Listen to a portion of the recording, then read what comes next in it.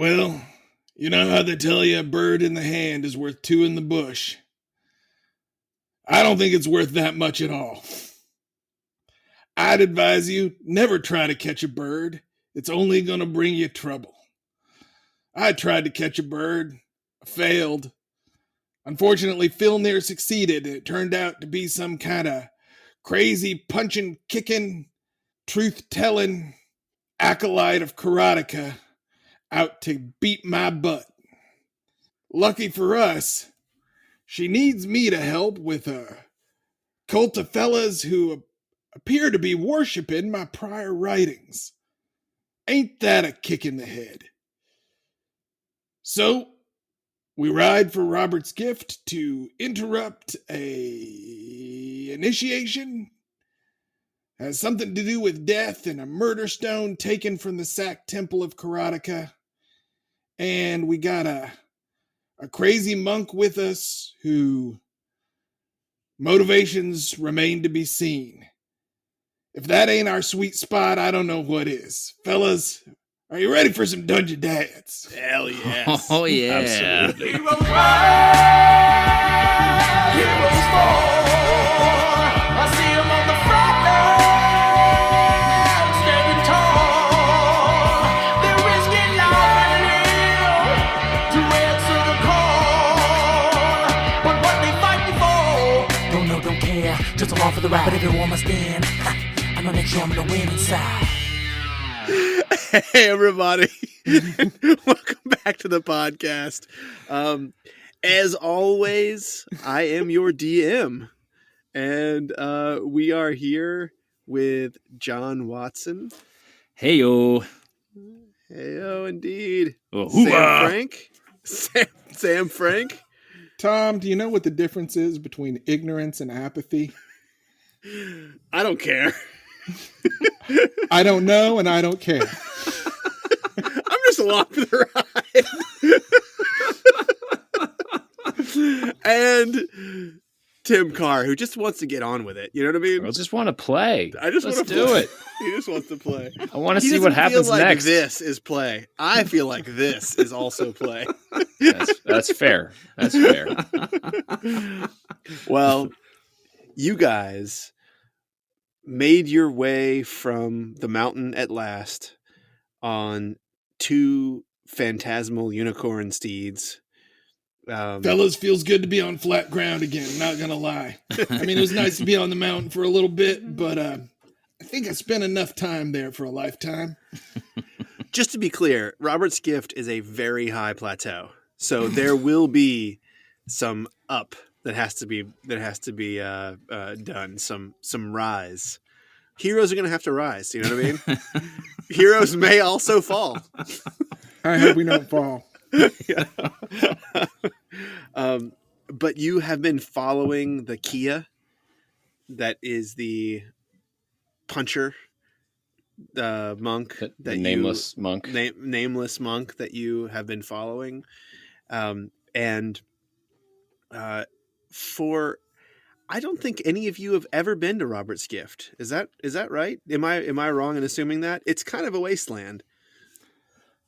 That sounds right to me. I mean, speaking for Filnyr. Definitely right for Jonas. I don't know why. I mean, who knows where I've been, but Yeah. if it's a wasteland.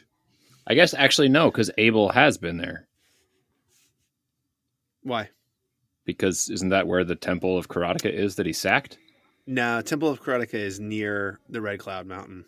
Not too far. These guys away. are just doing this stuff out of the way, right? Ah, okay. Well, Slight and- misunderstanding on my part. And well, just a reminder about a little bit about the lore of Robert's Gift. This is where the old seat of elven power was, and the humans of Monterre, along with the dwarves, fought these elves and basically ended their culture. And there were humans from the mainland, from Faerun, that were also fighting. Some on the Moonbrook elf side, some on the other side. And essentially, this became like a bit of an elven holocaust in the Gilbrain. And Hark City, Robert Hark, when they go to do their Kingsmoot, when Robert Hark dies, and they're going to name a new king, they go and they again clear Robert's Gift. So people sometimes do make their way up there and create small settlements. And if Robert Hark lives 27 years, 30 years, 40 years, it's not rated like this. But it is the way a new king begins their reign, is by marching out to Robert's Gift and annihilating everybody who's living there. New king also named Robert Hark. Also named Robert Hark. That's right. That's correct. It's like the title. Well, you know, they say you can learn a lot about a people by their king's initiation rituals. That's right.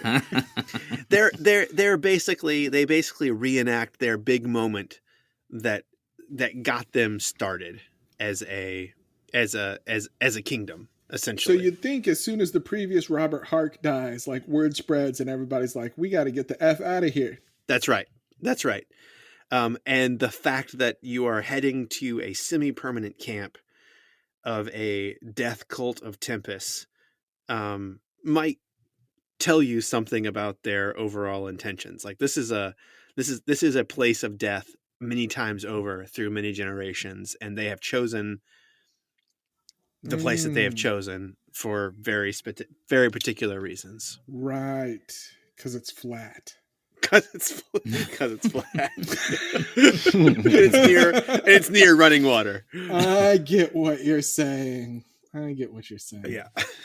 So you guys make your way in this along this trail, which is clearly once had been a stoned road that leads its way from what is, currently Fort Hapas, although you don't go anywhere near Fort Hapas when you're heading your way there.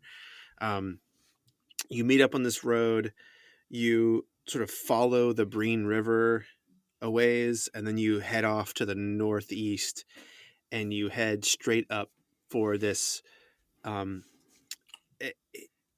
It's not as high as you thought it would be. From not having been there before, because you've sort of heard the stories that it's like this imposing landmass, and really it's just kind of a Piedmont with some palisades in front of it. So like where you hit it, right there at the westernmost point of Robert's Gift, there is a switchback road that goes up the palisades. It's fairly gradual. Your horses have no problem. The road is not well kept. It's overgrown with grasses, and it's clearly not used very often, but it's so old. It's like some of these Roman roads in Great Britain where, you're walking through the woods and suddenly you're on super hard ground that still looks like normal ground, but you can tell there's stone underneath it. And that's sort of what this road is like. So before we sort of make our turn, so I've still got a scrying eye following me. It has come and gone. Watching me. So it has come and gone. If you want to give me, I'll give you every 15 minutes for the first couple of hours. If you can pass the wisdom saving throw 2 times in a row, it will lose your scent, and it will become much more difficult for the 2 scrying eyes to follow you. Okay. So you want me to do that now? Give it to me now. So give me. I'll give you up to 6 chances. So I'll give you up to 6 chances before they'll sort of know. 12. Okay? All right. Do me another one. 11. Okay. 10. Okay. All right. It's not a 4. It's not a super high save, but you're not hitting it yet. 21. Okay. There we go. Okay. 21 again. All right. Give me Do I one need to- more. let me Give do me my one last more. Give me one more. 11. Okay. So That was a succession of terrible rolls. you have successfully lost at least one of these scrying eyes, though. Okay. And I will give you a chance. And the reason why I had you do it for the first 2 hours Mhm. is because it's unclear exactly which way you're going and where exactly you're going. And so when you pass the saving throw, they have to like then hit a location where they think that you might be. Mhm. And if you pass that one as well, you'll see it. You'll Okay. you'll be able to avoid it before you get to it, and they won't be able to tell exactly where you are. So you have done a pretty good job of avoiding that particular peril. Okay. As we're riding, I'd like to use my Pearl of Power Okay. and give myself a 3rd level spell slot. Wait, give me a D20. Okay. That's a 3. It works. Sweet. Making me sweat over here, man. And Tom, I think we've done this before, but I can get a short rest while riding, right? Absolutely. On Pawson, no problem. Okay. You just you put your arm underneath some of his like the place where his fur is matted down, and you can actually he could even give you a little bit of extra mats right now that you could kind of lay down even. Yeah, I mean, I don't need to sleep, but Okay. short rest is just basically like sitting and chilling. So, Yeah. just need to get some HPs back. There we go. All right, topped off again. Hippas. And I turn to Nameless and I say, "They were scrying when I met you. Now the scrying has all left you." Now she's still a bird, but she does acknowledge this. Okay. And you can sort of see the bird again is very surprised at the levity that you approach the world as opposed to what she has heard and remembers about you. Love is sweet misery.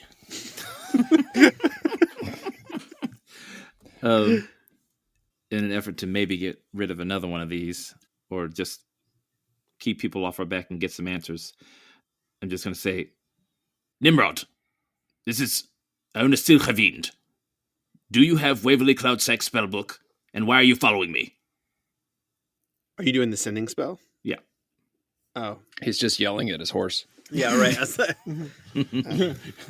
Please respond to this message. Yeah. Okay, all right.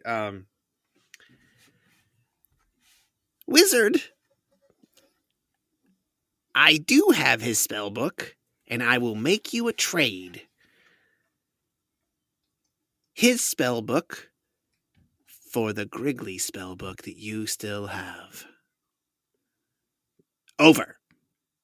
I just cursed myself. Damn it! I say nothing back, and I keep riding. It's just brooding.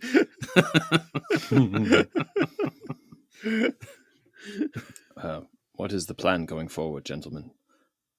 Abel, are you able to tell us the how this initiation happens? What we will be seeing? What we will be interrupting? Well, I mean, I think these fellas is all going to try to kill each other.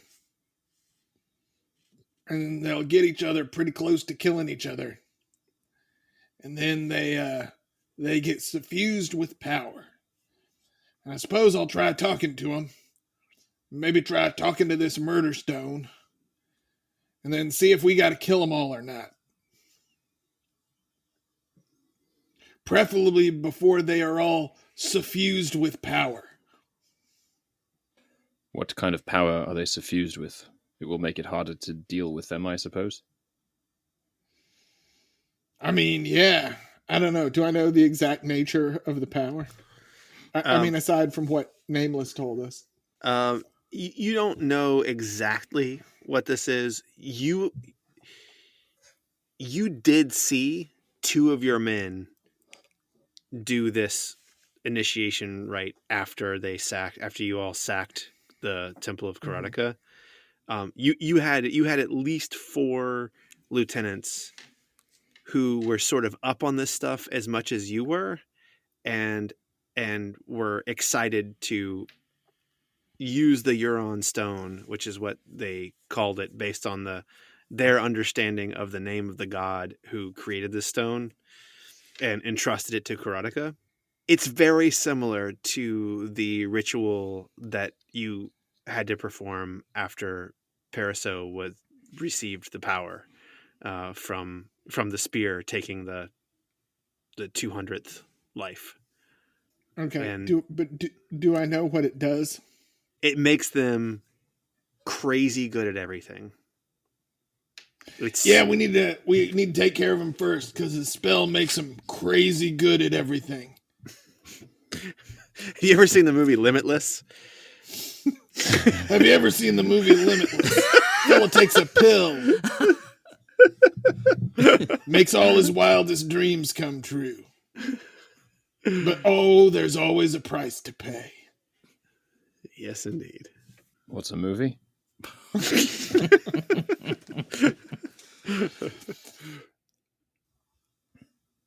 Okay, so we do. How's that for your answer, Filnyr? Was that of sufficient detail?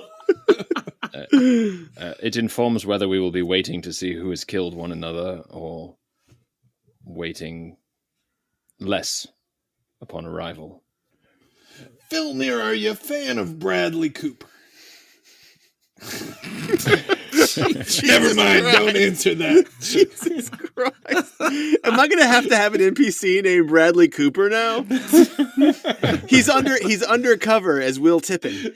That's his alias.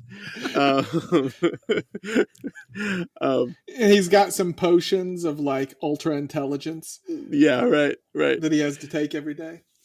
So, is that enough, guys? Before we get to the next thing here, are you sufficiently ready for? What time is it? Yeah. So you guys have gone probably 36 miles or so, 36, 38 miles. It's taken the better part of the day. It's getting dark. I'm going to say, based on the sun, probably like, it's been down for about an hour. So probably like 8:30, 9 o'clock so it's like at night. full dark. Oh, yeah. You guys, well, the moon is out and the moon is bright. It is a full freaking moon. The sky is clear.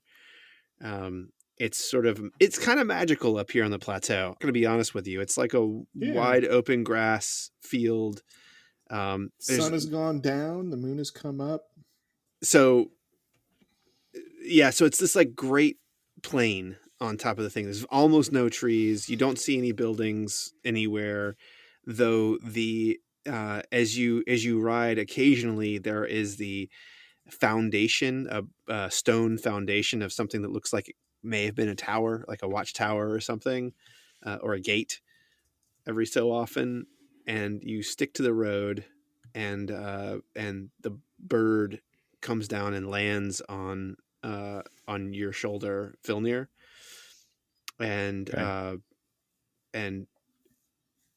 you hear it in your mind say to you, "This bunch does not care for anything but humans. Do you have a way of disguising yourself?" I do not. "I can help you. But if I am injured, they will know what you are." Well, it does not sound like we will be given a choice of letting them live to tell the tale, so perhaps conflict is inevitable. You do not want to fight with Jessup. What can you tell me of Jessup? So, Abel, you see this bird kind of come down in the moonlight and land on Filnyr's shoulder, and you're only hearing Filnyr's side of this conversation. And when he says the name Jessup, your spine tingles.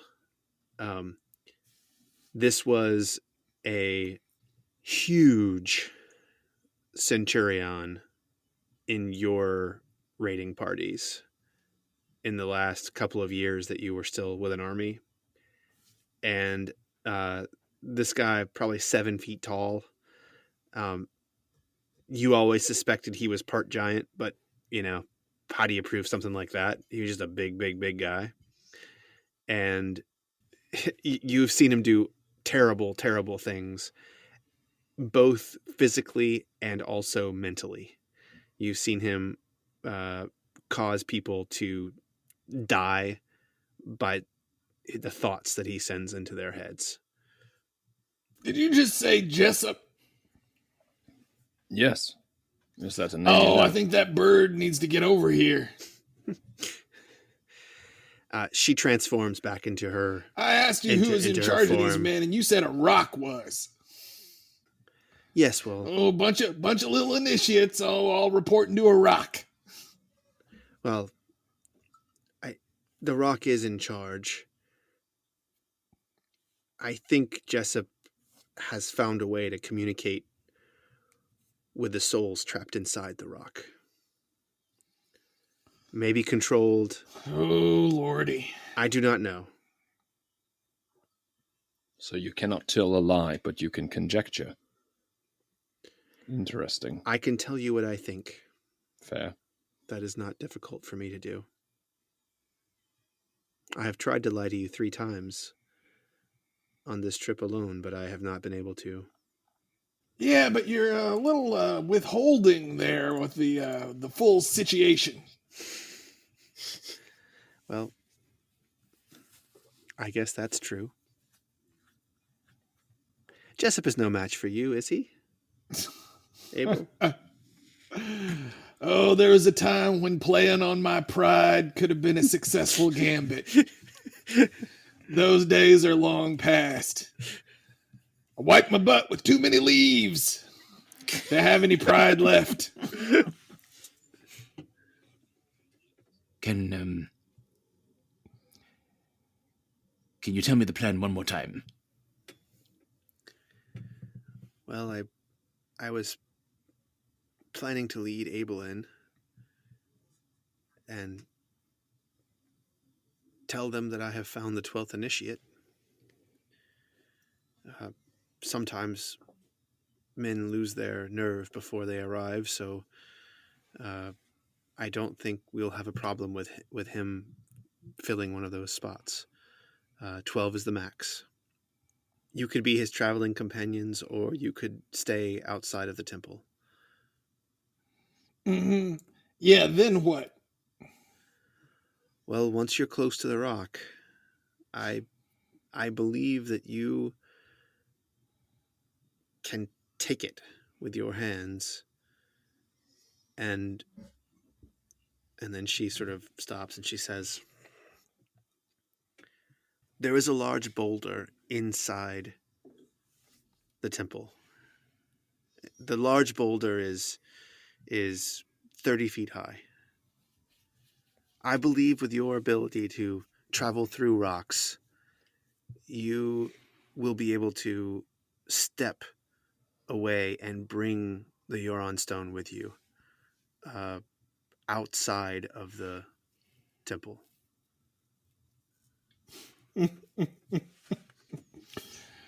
Well, I want to be real clear about something, which is, despite the amount of thought that has been put into the mechanics of this ritual by some capricious god, I have no intention of going through with it. Well, then I'm not sure. Once you are marked, I believe Yeah. you will be compelled to complete the Yeah, so ritual. how does that happen? How does one get marked? So when I did this ritual, we walked in together and we stripped off our clothes down to our loincloths, and we chose a weapon, and then we put our hands upon the rock. And when we did, we were infused with a kind of power, but also something that sapped our energy from us. And then we began the ritual. Jessup said, begin. And then we sort of knew who should go first. I can't quite explain it, but we went one at a time at each other until some had succeeded and some had died. You're an acolyte of Karateka. Yes. And participated in this ritual in the temple. Yes. Why would Jessup be instructing you in anything? Jessup does not know what I am.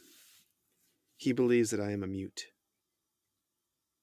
What, so you've been riding with these initiates? Only for the last 3 months or so. You got a bad habit of not telling us all the information we need right up front, don't you? I was not fully prepared to have this conversation with you. When you snatched me from the air by your flying friends. Let's be perfectly honest with each other, Abel. Yeah, I mean, I was trying to let you go. It seemed that way, certainly.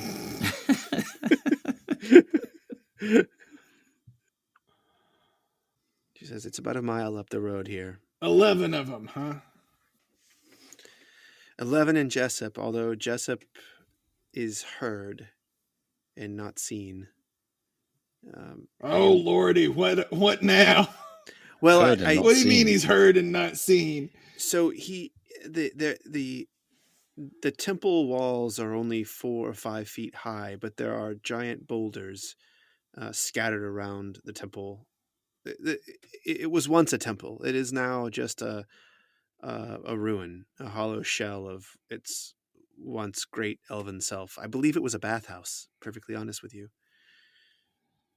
And Jessup's voice booms loud from somewhere. I have not found him during the ritual. Tonight, perhaps I can. I have never brought a new initiate before. I will be allowed to be in the temple. Do you see that gate up ahead? It's just stacked stones, you guys. It's clearly a ruin of something that once was there. And she says, Abel, your ability to travel through stones is going to be a necessity here tonight. I really wish I remembered how to do that. And I'm not the man I once was in many respects, as you have so aptly pointed out on many occasions. am I wrong to believe you did not receive the blessing of Donatus? There was a lot of negatives in that sentence. But yeah, I got the blessing. The wolf ate it. She sort of looks at you and she reaches out to touch you and she says, may I? And she reaches for your left May you hand. what? What? No, Your shield. hey, She reaches for your shield hand. what? She says, How about this? Tell me what you want to do before you go grabbing at me, lady. may I hold your shield hand? What you gonna do with it? I want to inspect it. You tell me that the wolf ate the blessing of Donatus, and I do not believe that. I believe it is here. I hold it out tentatively. And she stands next to your horse. I'm assuming she's like walking next to you now. And she sort of holds your hand a little bit and she says, I believe you can do it. And she calls up ahead and says, Half Elf, please halt here for a bit. Parson, let us pause for a moment. Pause.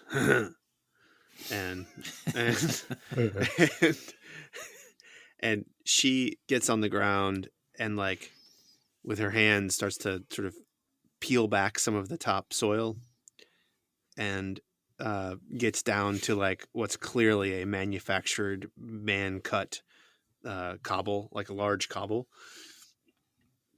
and she says, "Come, feel here," with Donatus's hand.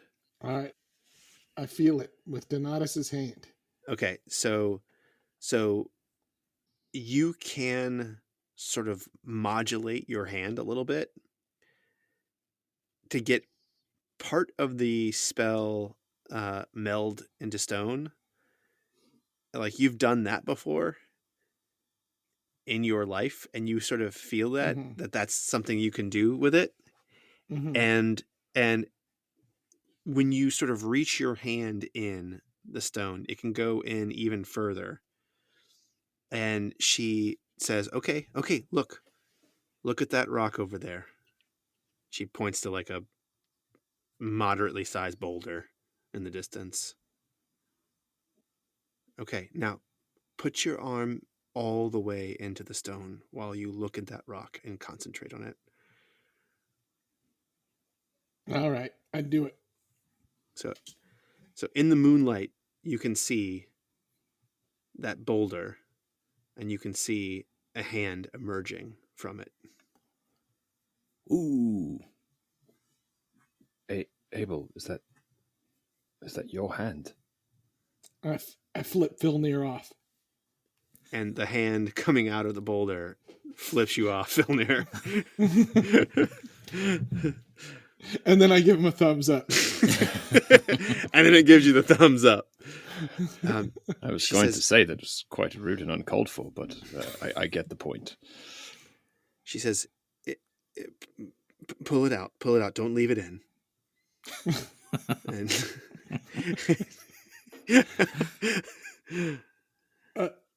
I, unlike Filnyr, I pull it out. Are you saying I could put my whole body through there? She says, yes, it is not completely without attacks. Well, nothing ever is it? She said, no, it is not. It will take your concentration to do this, and you run the risk of exhausting yourself as you hop through stones. And then there's the matter of the hand itself. Yeah, what about the hand? Once you do this, you have about a minute before the hand crumbles onto the ground. And you will need to use your other cleric abilities to reconstitute it back onto your body.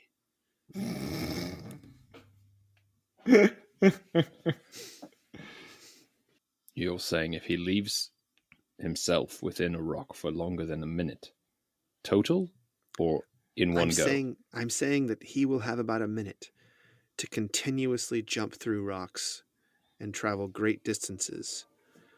The price for that is a hand of Donatus. But he can reconstitute it. So just to be clear, if he leaves the rocks... Wait a second, is it a minute starting now? I pull my hand out.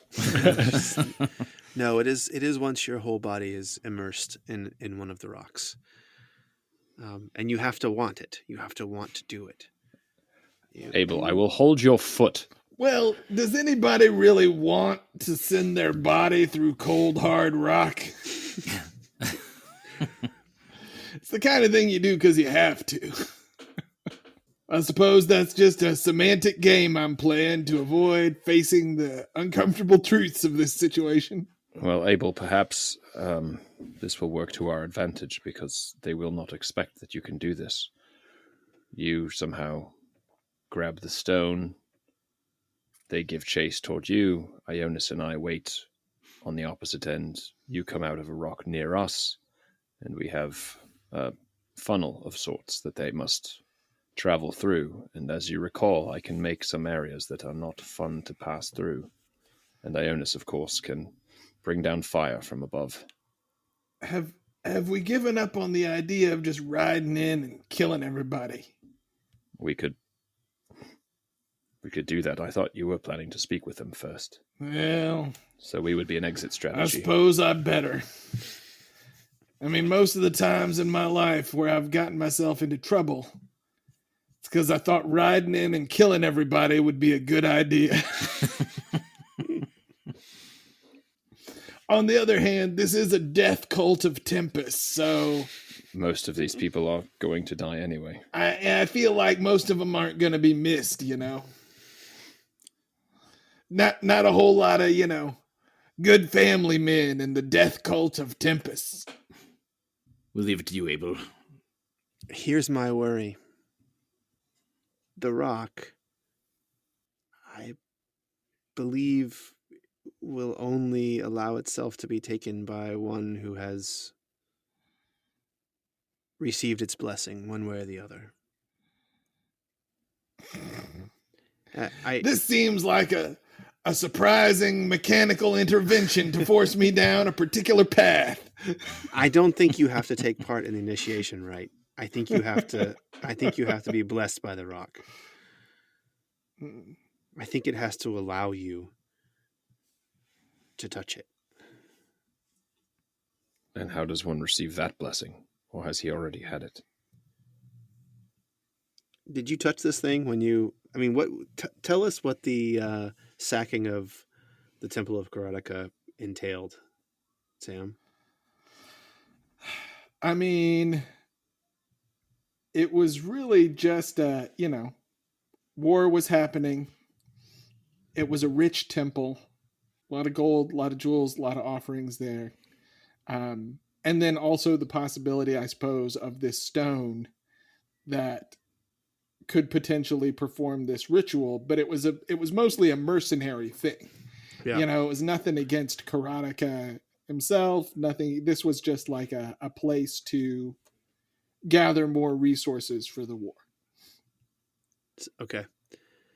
So you may or may not have already touched this stone, is what you're saying. Against the orcs. Yeah. Yeah. Or with the orcs. You were with the orcs. You were with the orcs. Yeah, you were definitely with the orcs. For sure. For sure.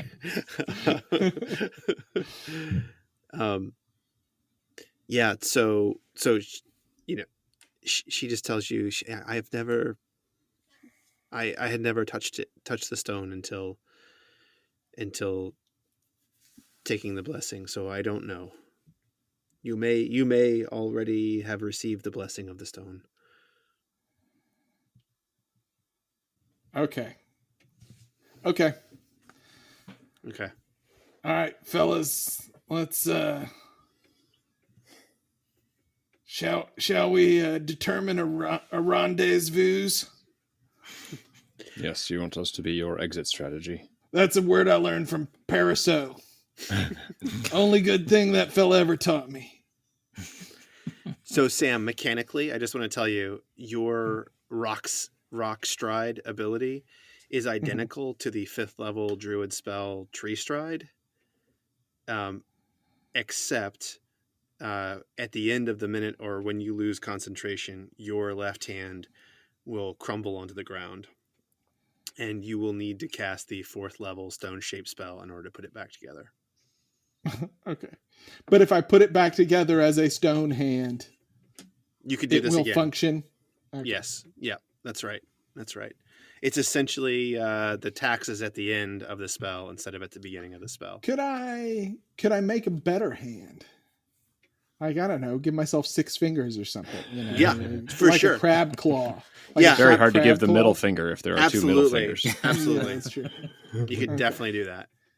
And so I've got some options here. You have some options here. Yeah, but probably sort of, I'm guessing T1000 rules. Yeah, for sure. No complicated. That's right. No complicated mechanisms. That's no right. grappling hand. No guns or bombs. I mean, yeah. I guess you would have to tell me what you want to do, and adjudicate it then. I'm not going to give you a white check right now for that. I want 3 fingers and Wolverine claws. Yeah. All right. Okay, so you're a little over 3/4 of a mile away. You can see from here the torchlight in the distance, and there's many other ruins that you're now beginning to see. Like, this is probably a city, maybe the seat of the Moonbrook Elves, maybe not. It's hard to tell how big this once was. All right. So we need a space that is it's got to be contiguous stone from the temple, right? So you have as far as you can see, Okay. it is within 500 feet of each other. So Okay. so stones, and they do not need to be large enough to fit your body into them. Right. This is magic. They just need to be like big enough to get your hand in. And that will allow you to basically teleport yourself from rock to rock each turn. So we need a spot that I can see from inside the temple would be optimal Yes. with one hop. So, some kind of outcropping overlooking it, something like that. There's no outcrop. This is flat, as you. Yeah. It was going to be full of hills, but you said flat, so I think you're right. So once I'm inside the temple, I can't see anything but temple walls and sky. It's only 5. The walls are only 5 feet high, so you can see over those walls. Okay. Yeah. There's several places within 500 feet that you can see. Remember, you have a whole minute. Any that have walls higher than 5 feet. We need to make ourselves a kill box. Yeah. You know what? There is an almost completely standing building that looks like perhaps a bakery. It's only about 12 by 20 feet though. So it's not a huge space. It's like it still has a full standing chimney. And I think probably everyone would recognize this as a bakery. It's right on the stream that's running here, and there's a small wheel that probably once turned a millstone. Okay, I think that's our spot. So you could probably get there. The walls are probably 6 feet high, 7 feet high in places. If you guys can find a place to, well, hold on a second. They're not going to be, well, hopefully they're not following me through the rocks. We just need a defensible position, right? Mm-hmm. Yep. So that looks like the spot, right?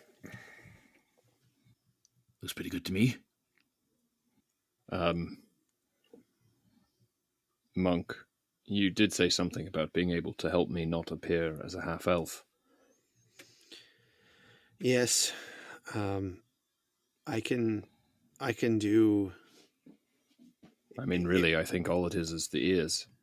It's really the only giveaway. Yeah. You know what? I think if you see any of these guys, Filnyr, it's going to be time to kill them. I tend to agree. Yeah. I think I don't think we're gonna niceties aren't gonna be a problem for us.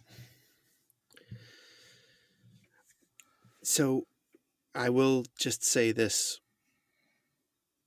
If you have the ability to wait until at least they have touched the stone, they will be in a powerful state in the sense that they take more to kill. They will remain in a pseudo berserker state while they are right after they touch the stone until the ritual is over. But their total health will be much diminished. Good to know. I turned to Ionis. I know we haven't always seen eye to eye, Jonas Silverwind, heir to the kingdom of Monterre. But I've done my best to serve you in the best way I know how. Even if I didn't always call it that. This is a mess that I made, and I'm going to try to clean it up. But if I don't manage it, can I trust you to finish the job? You have my word. Filnyr, Yes. if Jonas can't set all these guys on fire, will you get some horrible things to eat them? I can think of a thing or two.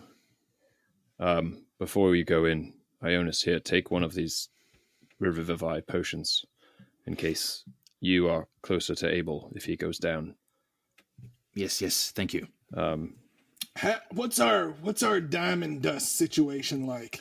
I have the remains of the bag that I kept before we handed it off to the pyromancer. It was about a third of what we started with. So is that 100 gold worth of diamond dust? The potions will not require the diamond dust.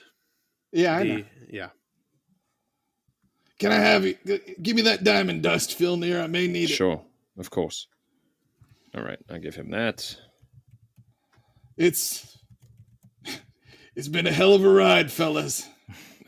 I hope you see me coming out of that rock in a little bit. I have no doubt. But if I don't, probably no fella's more deserving of burning than these guys. Well, we've all gotten each other this far, Abel. We will take care of this for you if you cannot, but we would much like to get you out of this as well. And I give him a little salute with my spear. All right, nameless punch monkey. Let's go see a death cult. Okay. Wait. Before we go, Jonas, make me look as good as you can. Do we have 10 minutes? Would it be a prudent time to give one of your speeches, Abel? Well, I don't know if this is really a time for speechifying. The only great speech I ever gave was at the beginning of the Battle of Andros and Fillmore, where I spoke to the centurions that were... And that's why flanking maneuvers are overrated.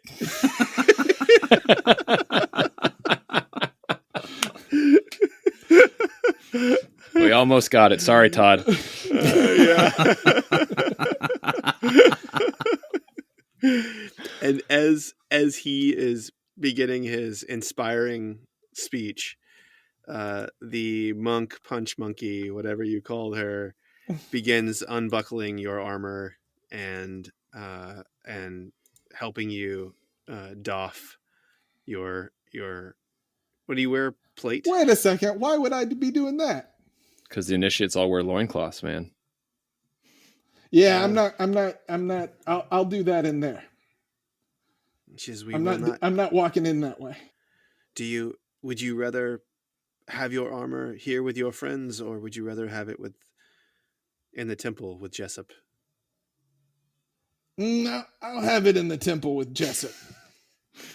I get your point. She starts to tie it back up. In the temple with Jessup. She starts to tie it back up. Sam, is it 5 temporary HP? It's 10, I think. Hit points equal to your level plus your charisma modifier. So yeah, 10. 10. Nice. 10 hit points. How far are you walking? What is it, about 500 feet, you said? That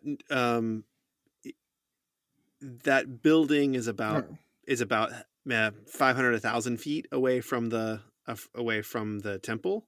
There, you would have to make 2 jumps, but if you look at the tree stride, you only use 5 feet of your movement every time you make those jumps. So per turn, if you get Yeah. into it. John, Okay. this is really dumb, but you can't make make Abel. You can't make Abel look like he's wearing a loincloth, even though he's wearing armor, right? I could if we If I did stand perfectly still. well I could if we did it tomorrow. I have disguise self, but I haven't prepared it. Yeah, but I think disguise self only works on yourself. It's only right? on yourself. Yeah. Yeah. It's not on him. No, disguise just- his self. Mhm. Just make me look good, Jonas. Yeah. How my hair, Jonas? All right, I start prestidigitating. All right. I start, Tell me how he looks. I mean, he looks fantastic. His hair is gleaming white. I rub on his beard, and it is cleaned, and then it even curls a little bit. You know, he's got like a little S curl here and there. Please And tell me then- you put a little like snowflower insignia just right over his like lapel area, just like as if it's in his Sure. plate. Just like the book. You know, Yeah. just like whatever's on the book. Purple crocus. Yes, In the snow with blood on it. yes. Yeah. And I'm wondering if I can. Do you want Saber to go with you? He can, sure, just to report back what happens. Well, he can't report And back help if it's, out if he needs. if it's 500 feet. He can't report back, but I'll tell him. Well, to, he can report back. He can't just like instantly communicate, right? Yeah. He'll report back to me what he sees, but I'll just tell him to give you whatever help you need. Okay. Cool. All right. Are you ready? I think so. I'm just making sure my AC is right. Okay, yeah. All right, Parrot. Let's go see these fellas. Okay. And she walks with you, and you notice how quietly she walks as she goes. She is not wearing any shoes, and she sort of goes through, and she says, And I make a ton of noise. You do make Yeah. you make a ton of noise, and she says, "Are you sure? Are you sure that you are ready for this?" Oh yeah, I'm sure. Okay. And she says, Are you sure you're ready for this? I'm ready. I just want you to know the first dead is never revived for any reason. And okay, good to know. I will make sure not to be first dead. The first dead can never be revived. It is taken by the stone. Duly noted. Okay. So you guys walk. It's super weird walking through a ruined village like this, a ruined city like this, where you can see that this was once like these buildings. Many of them were grand based on their foundations. In this world, there's very little reason to make large homes. People don't tend to spend their time in their homes much at all. So it's mostly just places to sleep, especially places that are like for common people. And you just get the sense that this place, everywhere you look, there are foundations of buildings which are probably houses, but at least 30 by 30 footprints. So these were once fairly grand, like city estates, as you sort of make your way through here, but still plain stone foundations. As you approach the temple grounds, you would never know it was a temple if she hadn't have said it. There are torches everywhere, and you can see that there are already a pile of bodies outside of the temple grounds. And she points to them and says, "This is for those who were not yet bloodied before the initiation. You have killed many." Fucking So, death cults, man, I swear. yeah, she says, "You have killed many, and you need not prove that everyone will be able to smell the death upon you." And you make your way in, and you see that there are, in fact, 20 or 30 people inside this temple. And there are 4 monks who are dressed exactly like this woman who is with you. And they all raise their hands, and one of them says, "Blank of mind, welcome. Who do you have here?" And she just points at you, and she does some sign language that you've not seen before, and clearly these guys don't understand what she's saying, and they say, "Oh yes, of course, mighty warrior of Tempest's own, a mighty warrior of Tempest, sir, you're going to have to take off your armor to enter the temple." And I level my spear at them. I say, "Do you not recognize your master?" And some people start laughing. And the monk looks at you like, "What the fuck are you doing?" The woman. You have forgotten the ways of Tempest. You stand here in service to the Huron stone, misinterpreting my writings. I'm Abel Snowflower, Abel of Tempest, avatar of your god, and you will follow my instruction. The initiates aren't having it. The monks who are there say, like, they kind of look at you, and the one who told you to take off your armor says, "Abel Snowflower is dead. I watched him die at the hands of the great snake Karateka." And how many have you seen die and live again? Many. But people do not Do come you back. require proof? Take me to the stone.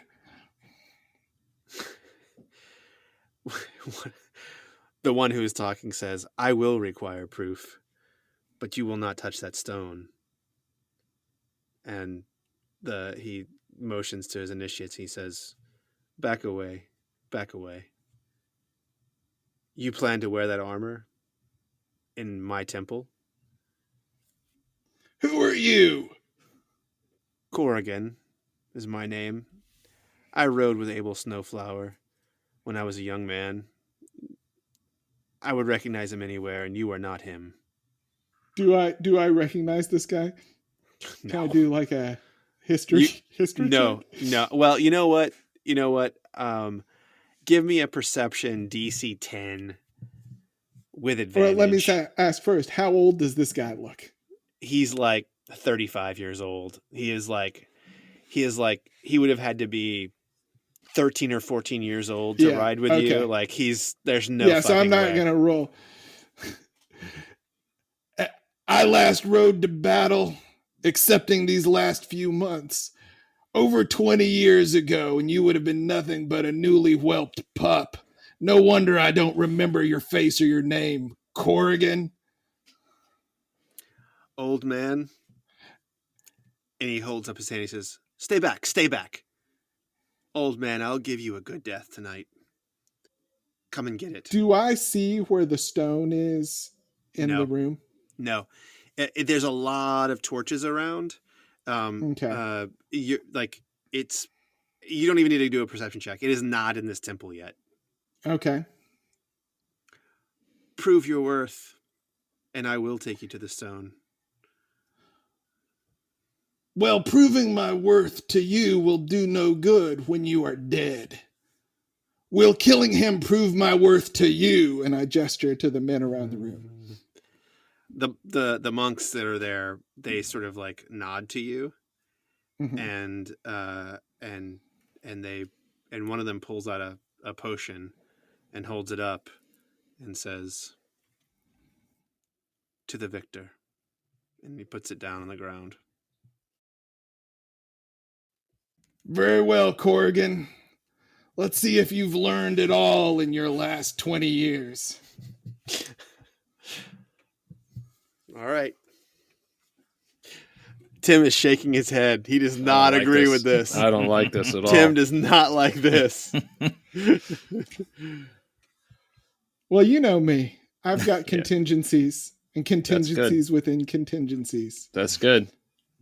All right. Okay. Is there a form to this that I would know? For this kind of ritual fight, Yeah. you have, he has challenged you. You have challenged him. I'd say he's challenged me. So then he will allow you to strike first. So you will go first in the initiative order. Okay. What about preparations?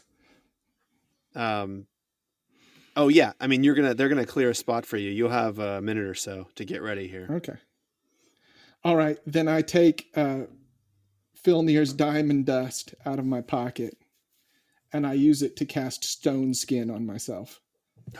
Okay.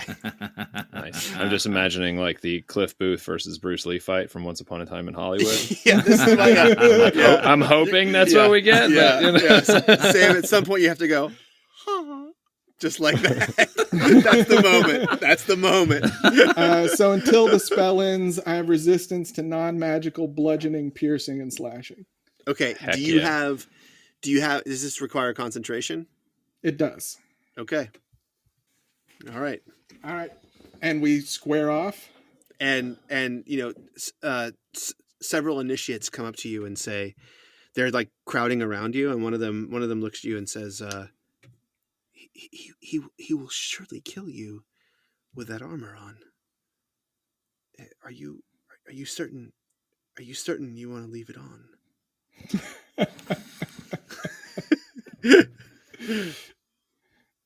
What does he know? What does he know? Heat metal or something? Is he some kind of druid?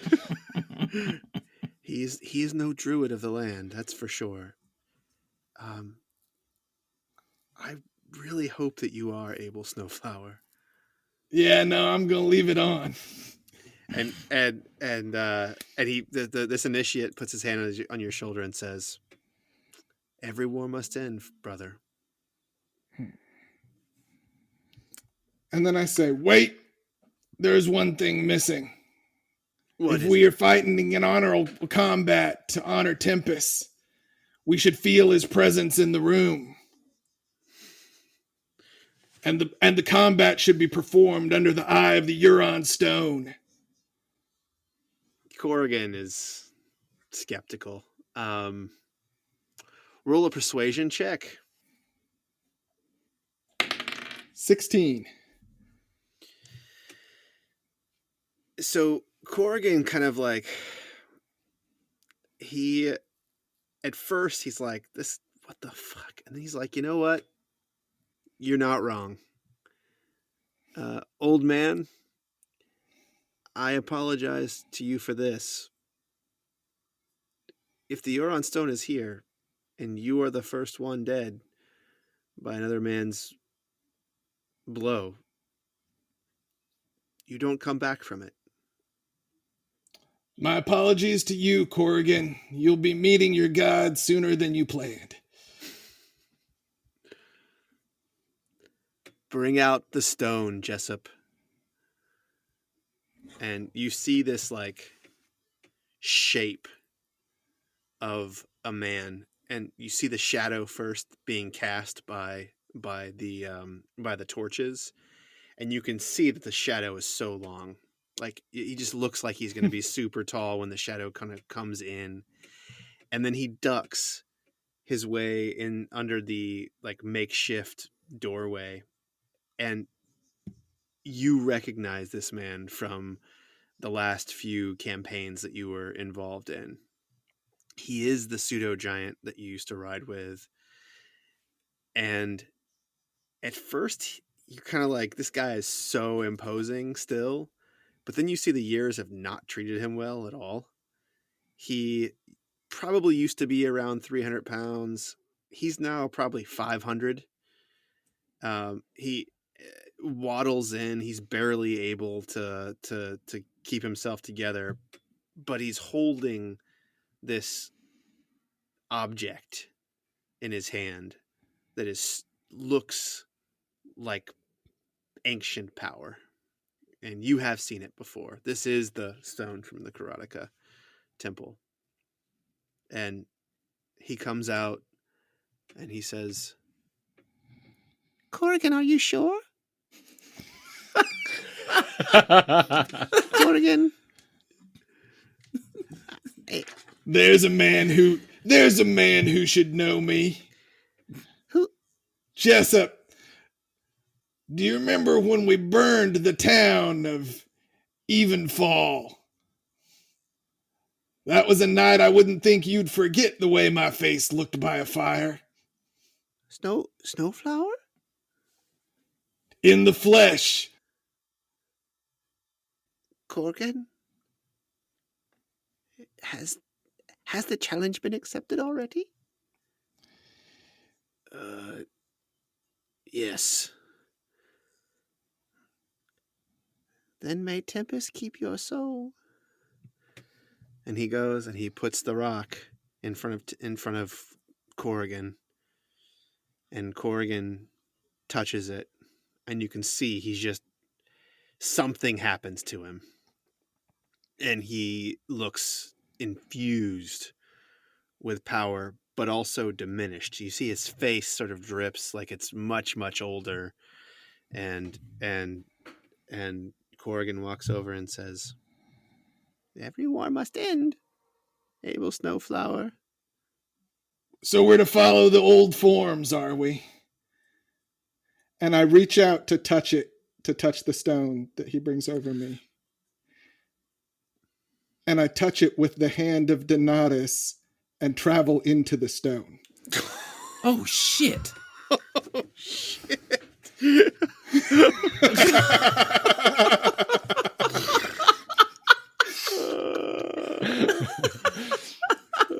Contingencies upon contingencies. Okay. First of all, I want to say inspiration Filnyr. Because he deserves it from last episode and I forgot to give it to him. Now I'll say inspiration Abel. I don't know what to do about this. Holy shit. It's big enough to fit your hand in. Why didn't I think of this? God damn it. Okay. I want to confront the power in the Euron stone. Okay. And you meet Euron Greyjoy. Right, yeah, that's right. So you pass into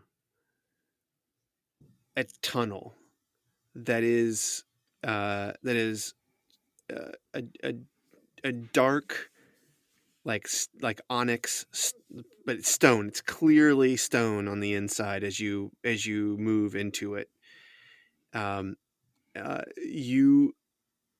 You travel through almost like a slide as you slide down into it, and then you stop sliding and you're at the edge of just a giant hole that it could be 2 miles in radius. You can tell that it goes around. Your eyes are perfect in this darkness.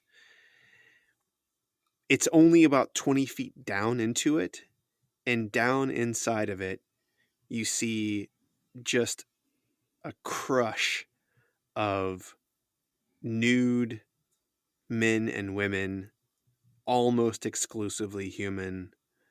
It looks like a religious ceremony of the nude in Japan that happens every year, where people take off their clothes and they wait to catch coins thrown by by monks. It's it's almost gross.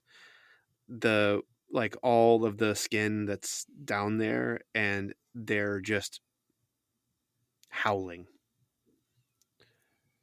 And in the very center of the howling mass, there is a shape that is moving there, and it is another humanoid, large, very large, and he holds in his hand a massive great axe, and he is swinging it in these huge swaths inside this hole of the humanity, and the humans that are in there are being cut in half, and he just treads through this mass, like cutting them down like a reaper in a field.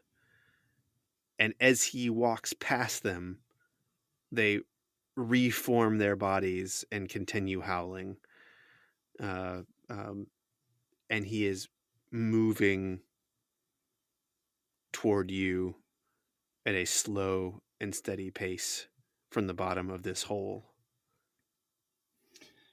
And do I still sort of have everything of my corporeal form? You do. Okay. And I still have a hand for a short time. You still have a hand. You still have a hand. Let me ask this. Would this spirit or presence kind of be familiar to me from my previous sort of knowledge or use of the stone? Like, would it sort of feel the same, or does it feel somehow different? You've never done anything like this before. Mm-hmm. And you feel like that, like you are in an alien land. I feel like this is all entirely new. This is all entirely new. It is like you're in an alien land. I'm going to leave you so with there's nothing. Go ahead. Hmm? Go ahead. Well, I was just going to say, so there's nothing sort of familiar about this. I wouldn't know if this is sort of the spirit that has always animated this thing, or if it is something sort of new or twisted or perverted in some way. You don't have a sense. You would have no way of knowing that. I'm going to leave you there, and I'm going to go back to the guys. You can think about this. Okay. So, because Saber saw that. Yeah. Yes. So, John, you see these two walk toward the temple, and they sort of disappear in there. And I'm assuming you're going to do. Oh, you're more than 100 feet away, so you cannot see through Saber's eyes. I can't. But, you hear like voices raised, and then from behind the temple, you see this giant mass of a man in a dark blue cloak make his way, holding something in his hand, and that something is radiating darkness. So like it's nighttime and there's moonlight, but like everything near that stone, as you can see it from this distance, is much darker than it was than it should be. Basically, it's sort of bending light and like bringing light in from the moon and from the torches, and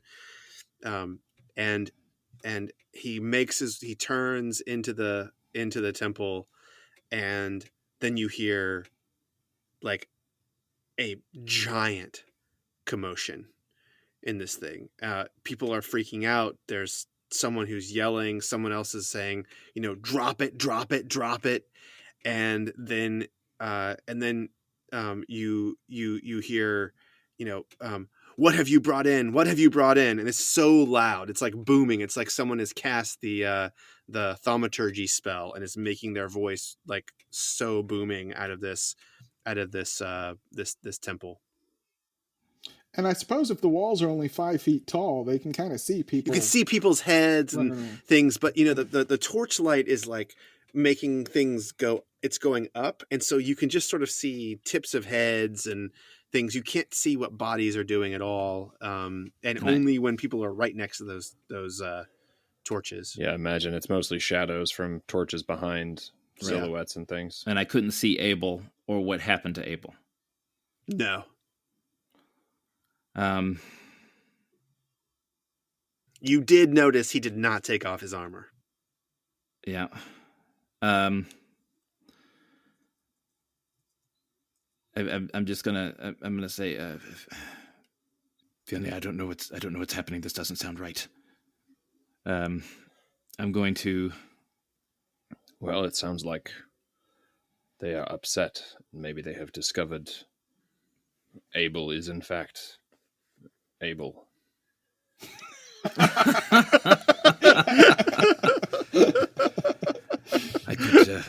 I imagine them.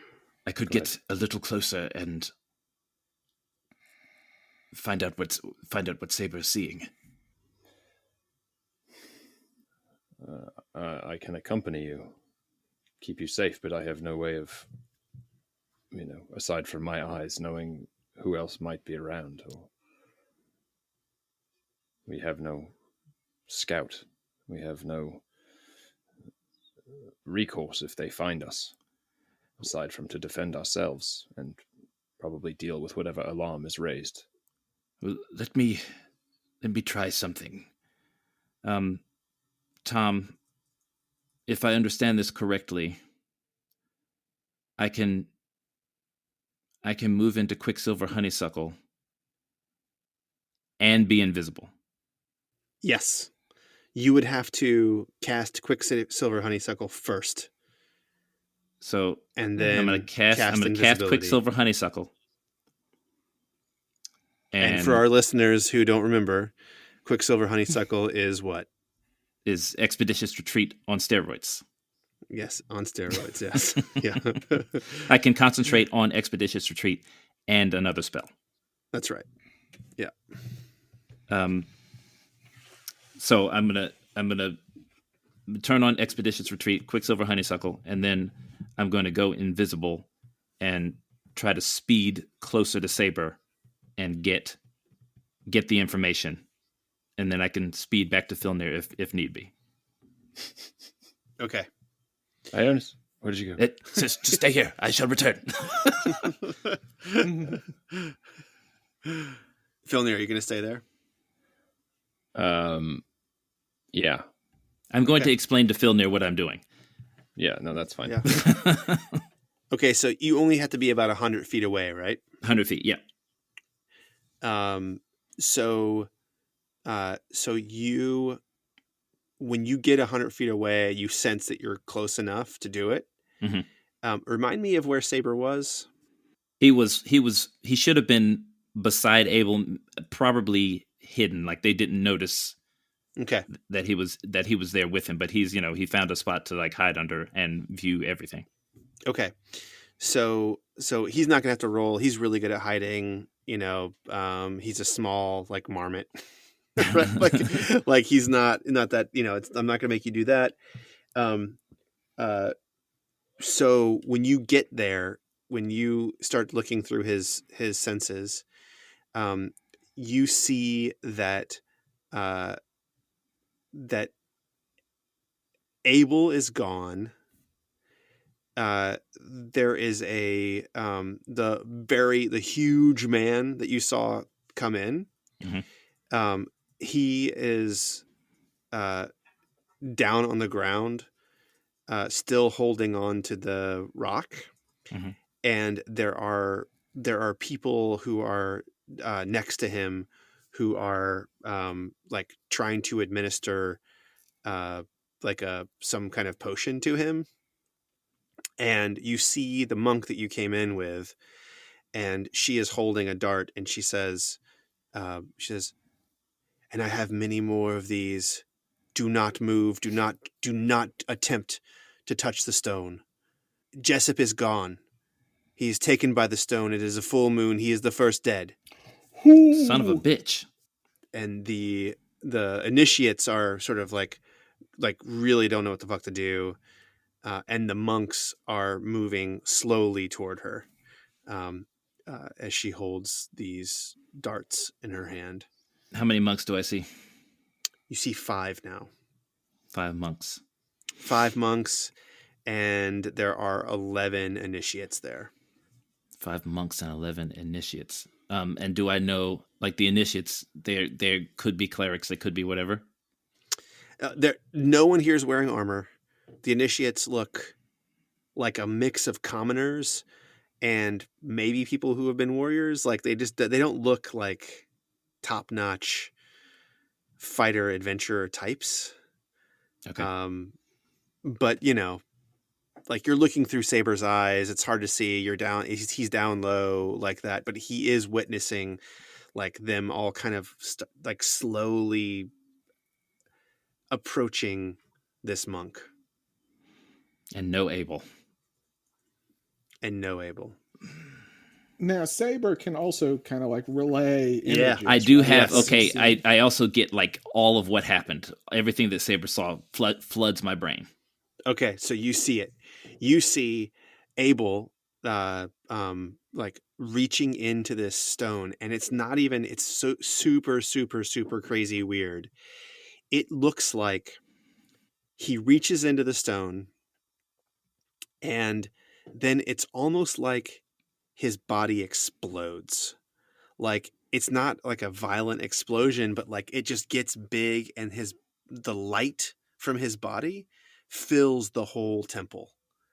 And then the big man is holding the rock, and his eyes are wide open, and he says, what happens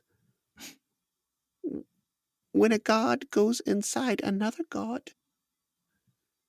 And then a dart flies out from somewhere, strikes him in the neck, and you can see he just gets paralyzed and he falls down. And then just confusion after that. And there's confusion after that. Okay. Filnyr? I know. He's so far away. He's so far away. Okay. Because it's an awful waste of invisibility. But I can't... it's like I can cast Minor Illusion to Filnyr. And... just like on an airline, just like a dude, like come. Yeah. Like I just can't. I'll probably because they're already using thaumaturgy. I'm just going to cast my voice. Filnyr, it's on. Abel exploded. Let's go. And I launch a fireball into the spot. Pawson, go. Okay. All right. I'm going to protect the monk and Saber. Okay, so before you get there, Sam, Mm-hmm. you see this shape like reaping the grass of the dead inside this hole. And then you see the whole inside Onyx giant room that you're in lights up like a lightning strike, and it comes down from the top.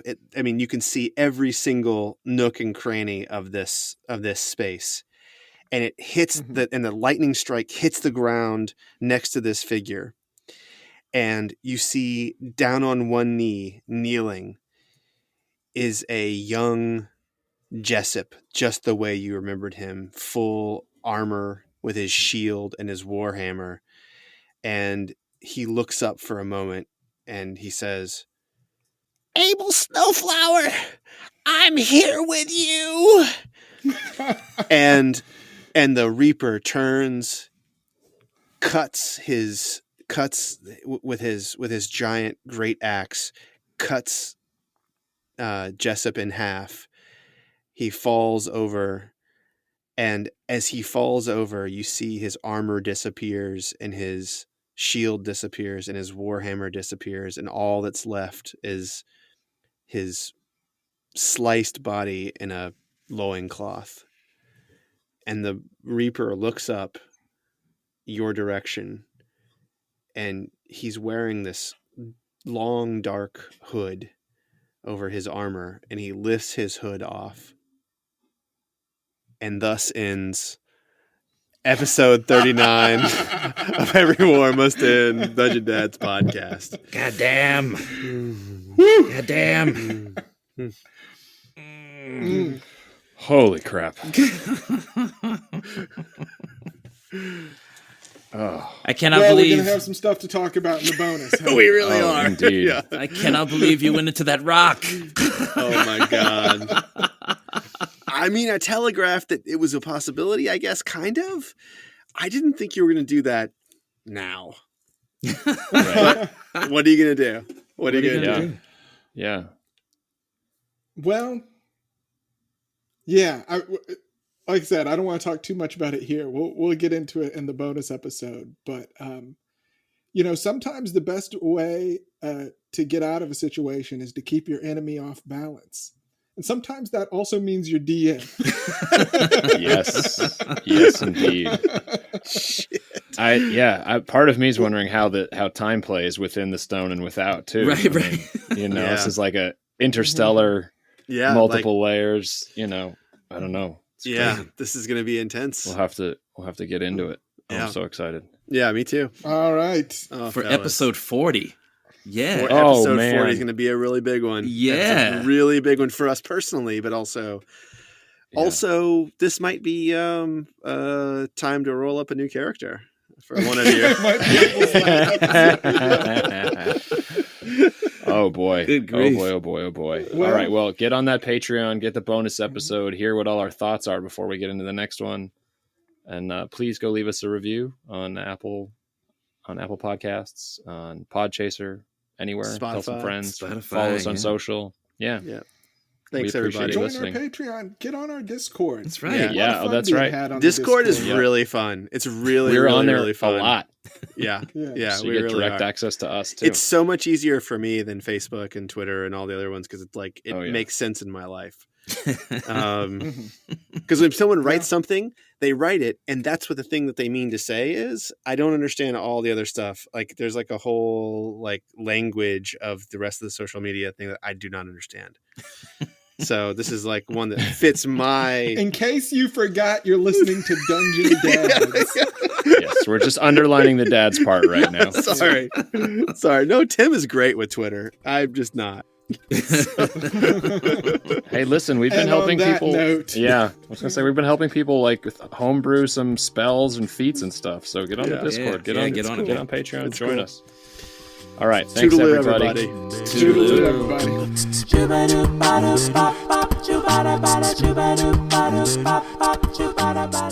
Hey, everybody. Thanks again for listening.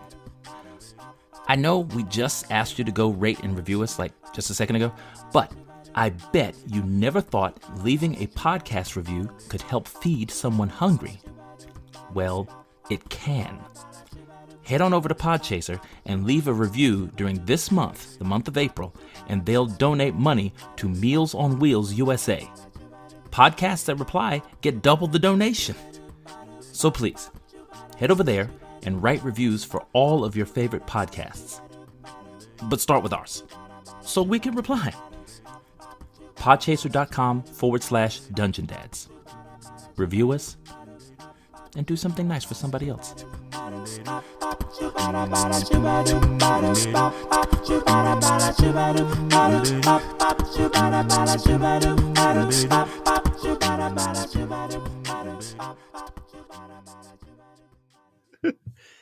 Heroes rise, heroes fall. All right, let's just jump ahead. Yeah, Tim doesn't like it. He's so sick. He can't handle it. Tim, keeping us honest. Yeah, keeping us honest. All right, I'm ready to go. Ready? You see him on the front line, standing tall. They're risking life and limb. This is just delaying when we actually get to answer play, the fellas. call. This But episode what really they fight is. for- They are risking life and limb in this episode. But what are we fighting for? I don't know. I don't care. I'm just kind of here for the ride. But you know what they say, Sam. You gonna make sure you're on the winning side?